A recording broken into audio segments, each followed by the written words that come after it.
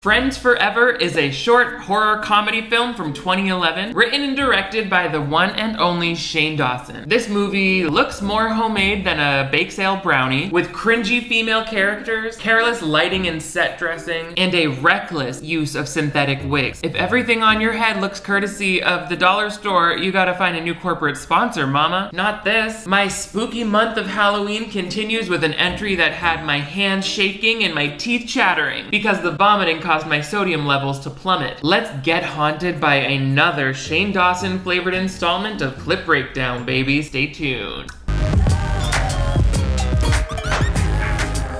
Hello, television viewers! My name is Nick. Thank you so much for joining me once again on my channel for another installment of Clip Breakdown. This is the playlist where we dive into your favorite and the scariest movies and short films and other media on the internet, and we look at it kloop by a spooky kloop. We've done several Shane Dawson videos in the past, including a feature-length film, but we're not here to talk about the past. We're here to dive into the past. Namely 2011, when Shane Dawson released this film right around Halloween, so it's really fitting that we're doing this in October. But before we get into it, make sure you give this video a big thumbs up if you want to see even more clip breakdowns just like this. I'll put a link to more in the description below. But most importantly, if you're new to my channel, I would love to have you click that subscribe button right over here. It looks like that. That way you never miss new videos from me. I upload 2 new ones every week, so turn on notifications and you'll always be the first to have the spooky fright fest coming in your door and scaring you and shaking you awake. That vampire needs to chill. So this was a really interesting title for me to watch, mainly because I had to stop within the first few minutes because I was just like, oh, I forgot how bad these get. This movie just featured all of the trademarks of a Shane Dawson film, such as being bad, having bad writing, the acting is bad, the jokes are bad, it's gross, and it's gross. That's the calling card of a Shane Dawson movie. We love to see it. This movie, we can't just keep calling it a movie. I hate that it's called like his short horror film, because this is like something you would make with a couple friends when you're 16. I feel like it's only slightly more effort than that. Like, the story is so juvenile and pointless that it makes me sick to even think that any money or effort went into this. And a lot of the cast actually went on to be stars in real movies, such as television and television. I gave up on that sentence, so I just said a random word twice. Hello, television and television viewers. Let's just dive in and start looking at clips from this Halloween horror film that ruined my whole day. It starts off with like a group of girls having the craziest sleepover Halloween party you've ever seen. As you can tell from the dingy orange lighting and vertical blinds in the background, this was just shot at someone's apartment.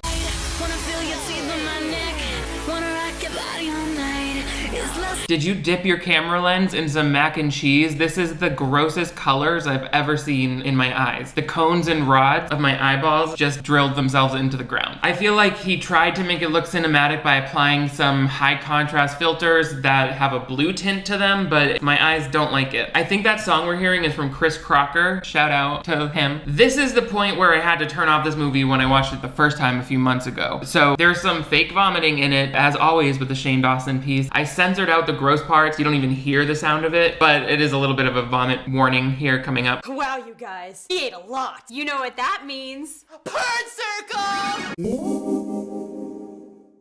I feel so much better. Really? Because I feel like hitting up LegalZoom for a cease and desist letter. This is not something I can see with my eyes. You know, I really think that Shane Dawson at this time in his life thought that being edgy, like giving us this R-rated Nickelodeon show, was funny because the kids who are watching are like, oh my god. The fact that he can say those bad words and get away with it is hilarious to us. But once you are an actual adult and you've met people who are impacted by really life-threatening illnesses, such as bulimia or other eating disorders, it's not funny to make jokes like that. Like, it's just tasteless. I mean, you can find humor in the process of struggling with ED. I am sure it's been done successfully in the past, but it's kind of crazy to me that this is still on the internet making money, as far as I know. Finally, that awful dance scene is over. That whole thing consisted of like the first 3 minutes of the movie. This is a 22-minute movie. Why are we wasting such a large percentage of it on something that has zero to do with the plot? That's a theme in this piece. And when I say piece, I mean piece of. So the girls all sit down. I'm sorry that I don't know all of the names of these girls. We've got Liz Bergdorf and Brie Essrig, both are co-stars of Shane in this. And then these other girls are, of course, they have names also, and I really want to congratulate them on that. They're talking about what they should do next. What should we do now? We could go pee on homeless people. That was only fun the first 200 times we did it. We could go skinny dipping. Are you being ironic? I would choke the life out of somebody for that bowl of candy corn right now. I'm trying to eat healthy and just fuel my body with nutrients. Have you ever had just vegetable soup for dinner? It's awful. Food should not be that wet. As you can see, it's just more tasteless, stupid jokes that actually kill this whole movie. Like, he thinks he's just throwing in random laughs like, oh, we've already peed on homeless people 200 times because we're just little piss queens who love getting pissy piss all over our feet and our toes. Already, it like sets up these girls as a bunch of wild and crazy girls who are just reckless to other people. That flies in conflict with what the lesson of this movie ends up being. I'm not expecting there to be like strong characters like that are consistent throughout the whole movie in a Shane Dawson film. I'm just pointing out that he's not capable of even considering that that should be included. So they decide to prank some guy named Danny Dandruff, who Brie Essrig's character named Brenda kind of has a crush on. They kind of make fun of her for that. For some reason, as a joke, Amy, which is Shane Dawson's character, by the way, that's whose house we're at. That's why you can see posters of Amy throughout the house along with these cheap ass Halloween decorations which cover their bare walls. It looks so drab in here. And then every shot, like they didn't even care about framing it properly. Sometimes the tops of people's heads are cut off. Sometimes they're centered in the frame. Sometimes to their left or right. I think that this director or photographer was Shane Dawson's Roomba just spinning around. So anyway, Danny Dandruff is the subject of their pranks and Amy decides to tweet his address, which is not even a good prank. Like they just wrote the first thing they could think of, it feels like. Again, I censored the triggering word here. You tweeted his address? Yep. Maybe now he'll find some new friends. Hopefully big creepy hairy ones with eyes. Well, I get that doxing is a thing, but it's not like what you would think of as a common prank. So it feels like, what are you expecting to happen next? So, what do you want to do now? I feel physically ill from the voice that Shane Dawson has when he's doing this Amy character. It is 100% alternate universe Pee Wee Herman where he's like a sex criminal. It gives me every inch of fright in my face. Look at the way my hair reacts to the sound of it. So then we flash over to Danny Dandruff himself, who's watching the Fred movie. Yeah, I get it. There's like lots of little shout outs to other creators who were popular at the time. It's sort of like when they use a Mozart song in a Shakespeare production. Except in this case, there's no art and people are starving for attention. Why would she do that? Now, I know the Apple iOS has changed quite a lot over the years, but did iMessage ever look like a zoomed in screenshot? I don't think it did. But apparently, this movie takes place on my half birthday, October 22nd. I have no idea why they showed her text the guy a heads up that they were doxing him. I think they could have just cut that scene if they wanted to preserve any of the mystery that they try to set up later. What do I know? I'm just some idiot who decided to watch this stupid thing for 22 minutes and then make a whole video about it, looking over it, making stupid thoughts come out of my mouth about it. That's fun. Great opportunity for me to remind you to click that like button if you want to see even more videos like this. What do you want to do now? We could post a fat girl from gym class's address. One with a Jew nose and the back knee. That's me.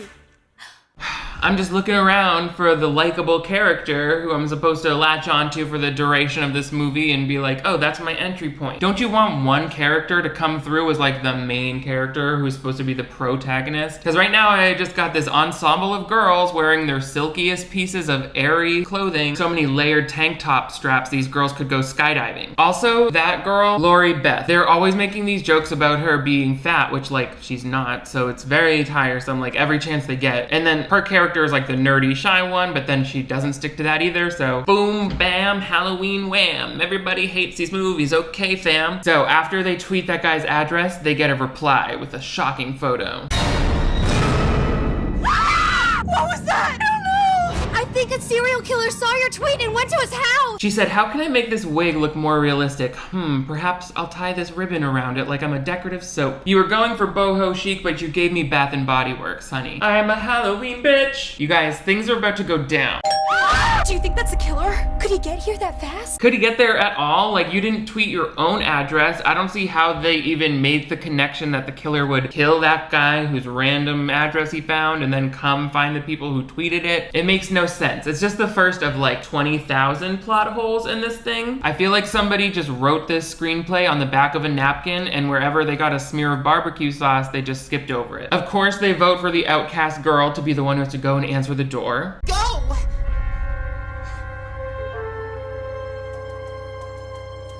And on your way back, can you bring a garment steamer so we can take care of this piece of rayon fabric we hung over the window? Trying to make a horror masterpiece, Shane, not a master crease. And that's the Halloween burn. The girls going down the stairs to check the door is a masterclass in not suspense, and it's way too long. I sped it up because it's a full 30 seconds of them walking down the stairs, and I realized that when you speed it up, you can actually notice how repetitive and lame the music is as well. So take in both of those.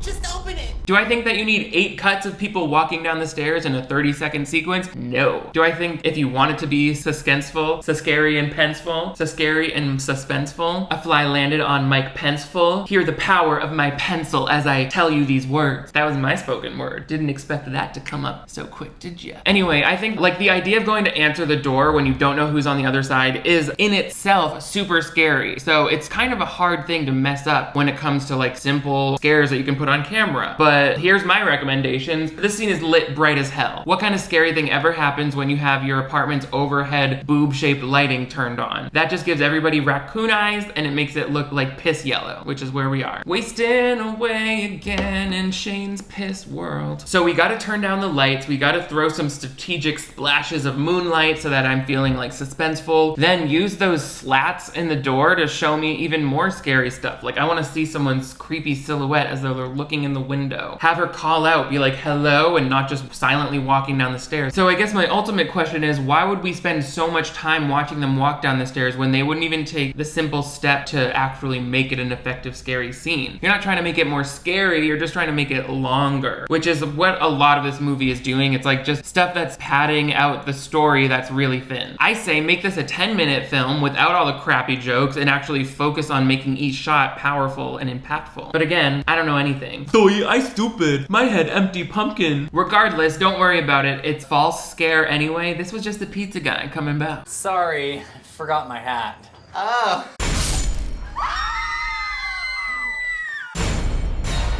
What in the Mickey Mouse Clubhouse CGI stab wound was that? I can't stand CGI blood splatter. I especially can't stand like CGI effects of a whole knife coming through. When he falls, the guy is standing way far back there. How did he throw the knife? What kind of force would it take to get a knife that deep through someone's sternum when you throw it from a distance? You'd have to be shooting a knife from a cannon. You'd have to be wilding out with knife cannons. So of course all the girls freak out and they run away and whatever. The killer somehow shuts off the light, but then Amy turns it back on with like a clapper. That's just like, it's not funny, the whole on-off thing with the clapper that they do. We've seen that several thousand times. There's a whole page set up for it on tvtropes.com. Like, do you even want to put an original idea in here? Sucks. Also, the clapper thing breaks the light, so they can't turn on anymore. And I'm just curious how the light bulbs are the same thing as your cell phone and your computer that you were just using. Like, none of this movie should happen because never were they taken away from their phones or their ability to call 911 for help. So I'm already having trouble with the whole premise, but not my job to care about the premise of the movie. It's just my job. Like, if I'm ever talking crazy and not making too much sense, you just have to bring me a drink with some ice in it, and somehow that's like a reset button for my mind. Oh, and to believe I have an electric icebox. You have a guy who just got killed outside your door, and now there's some murderer trying to get in. I don't know why they decided to take this opportunity to stretch their legs with an after-school special type messaging. You know what? I hope he kills you first. Go to hell, Amy. Oh, okay. When I get there, I'll make sure to say hi to your dead nerdy boyfriend, Danny Dandruff. Maybe I'll even say hi to your druggy mom. That is if she's sober enough to remember you. There's people that are dying. Like, would Amy really take this moment to give a dig, or is it just like Shane trying to show that he can add like backstory to things? It's not the appropriate time or place. And the sad thing is, at 22 minutes, he could have chosen a main character. Like, if we wanted to be Brie Essrig with the glasses, we would have had plenty of time to like establish her as the lead, someone who's introverted because her mom died, and then allow that to be her arc throughout the whole story. That would have been fun. And then we know that Shane's character is the kind of like secondary antagonist, and then it would have been cool to see that dynamic flip once Brie Essrig's character has to learn to stand up for herself in the wake of this like dramatic incident and save everybody's life and overcome her fears. I'm actually into that idea. I would watch that movie. I would not watch whatever this is, because they go all over the place and then they come back around and then they punch you under the jaw and then they stick both fingers up your nose and drag you along behind a flatbed truck. They call that the dirt road nose job where I'm from. I'm from hell. So yeah, the conflict comes to a head. Bitch! Yeah, I'm gonna need instant death for that character. If you're gonna crash through a table like that, I want you dead on the ground. I don't know why they did this stunt here because Amy gets right up from it, and I just feel like they had the breakaway props. Like, you can see they went through the effort to grab those candy glass beer bottles and that bowl. They didn't shoot it in a way that really capitalized on those expensive pieces. I like saying the word pieces in this video. Am I from art school or what? Those pieces of decoration. This piece has a whole piece out. Anyway, I don't know why they put this stunt here. They could have saved it for a much more dramatic part of the movie. Like, if you're gonna do a breakaway table stunt, save it for the climax when you're fighting the bad guy and you're in that all-out brawl. That way it feels like furniture's breaking. It's a build-up, not something that they use for a cheap gag at the beginning of the movie. And yeah, we're still pretty close to the beginning of the movie here. It's weird and long, and even, it's like the movie is just beginning and then all of a sudden it's almost over. The pacing makes no sense. Is anybody gonna help me up?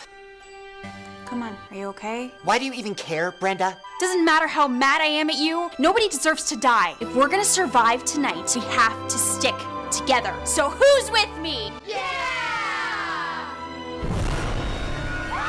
I mean, we saw this coming a mile away. Deep Blue Sea set us up for like subverting that hero speech thing where the guy gives a rallying cry to the team about how they're gonna get out of there, and then boom, it's undercut by the appearance of the antagonist. All it does is, again, confuse us about who the main character of the movie is, and wasting time. I was just trying to think of if there's a single frame of this movie that isn't wasting my time. It's hard to know. Dun, dun, dun, dun, dun, dun, dun, dun. You're gonna hear that music sting several times throughout the movie. They bought maybe like a couple clips for how they were gonna score this video. It's like pre-made orchestrals. And that's the end of that girl. You know, like all of a sudden we start losing our main characters or perceived main characters. I don't care who to root for anymore. It's like all logic is out the window at this point in terms of me following the story. I think they just wanted this to be like the slasher part where it's just like body after body after body. But in slasher movies, you tend to lean on that like final girl trope where the last survivor makes her like victory lap around the set piece or whatever, Camp Crystal Lake, and discovers the bodies of all her friends from throughout the movie. I would have loved for something like that, but no. Then we cut back to these girls who, we actually started the movie following these girls running in and hiding in a room. I didn't even mention it because it makes no sense. Like, to start the movie with a time jump is such a dull way to start a movie. It's basically just like a screenwriting crutch. If you're gonna start your movie with an exciting part that shows the middle, where like the girls are panicking and running from a ghost and then it's like 2 hours earlier, that's dumb. That's not a way to start a movie. So here's these two girls talking. Amy has a balcony in her bedroom.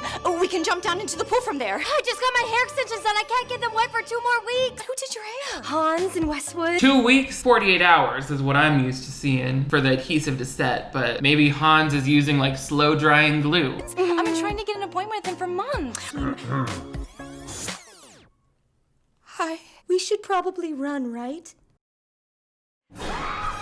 Our script consultant, he's an 8-year-old and his favorite show is Scooby-Doo. Why is this girl's side conversation the most interesting plot of the movie? I'm like, let's go back to that Hans guy. What are his rates? This next sequence was just Shane Dawson giving himself an excuse to do that like old horror movie cliche where a happy song juxtaposes with the scary tense scene that's happening. Bonus points for having it play on a record.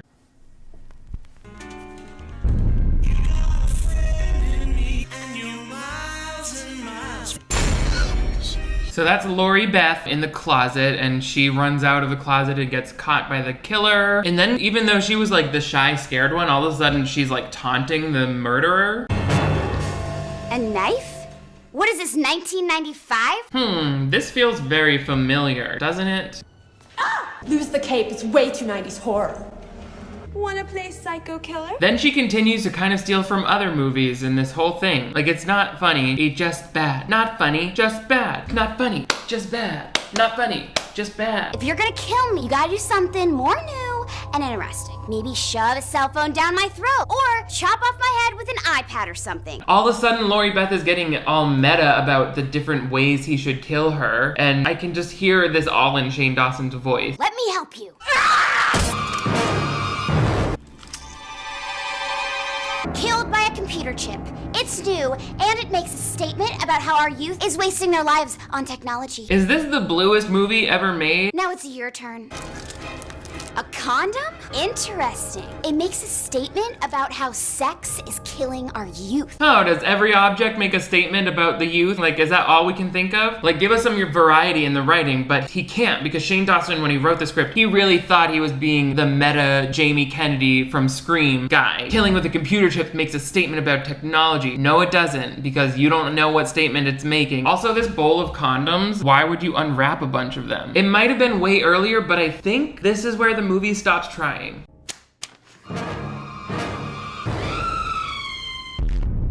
I don't know if that distance she fell is really like instant death type of distance, but we can hope. Now we go back to those other girls. One of them has this awful wig, and it's her time to die.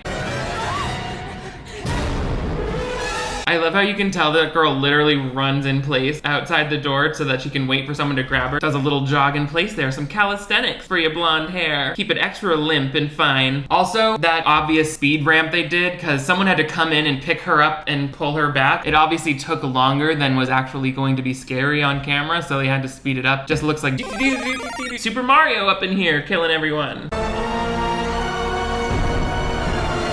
Girl, you got that mask from the seasonal aisle at Target. Stop trying to scare me. You're not scaring me none of this on this Halloween night. The only thing scary about this movie is how bad the craft service table probably looked. Here's some hardened string cheese and some crunchy granola bites. But now it's this girl's time to die. It's also, I think we're supposed to now feel like there's a supernatural element because the killer seems to be teleporting. We'll turn around and he's not there, and then he's over here. So he does that and teleports behind this young woman. She kind of looks like Mary Elizabeth Winstead to me. But now she looks like Mary Elizabeth Wins dead. I feel dumb. So that girl dies. We love it. We love it. Finally, back to Shane Dawson and the final girl with the bad wig. I didn't used to always be this way. There was a time when I wouldn't know if a person had a wig or not. Now it's the first thing I check. What do we do now? Oh, we can go to the bathroom. Oh, it's okay. I already pooped twice today. Yeah, that's because the fumes from your 99-cent lip gloss are making you have diarrhea, Steffi. Cheap-ass movie. My dad keeps the gun behind the toilet. My dad keeps naked pictures behind the toilet. Some of them are of me. That's just disgusting. You're just being disgusting. No one thinks that's funny. And it's not even like a clever joke, it's the obvious joke. So you think you're being funny, but you're just saying the joke that any 10-year-old could think of. Also, they waste so much of this movie giving us these eye-rolly reaction shots. Like every time someone says something bizarre, we get this reaction shots when used right can really land a joke. But they over-rely on it in Shane Dawson's screenwriting way too much. In fact, I took the liberty of giving you this little supercut of all of the reaction shot. Enjoy.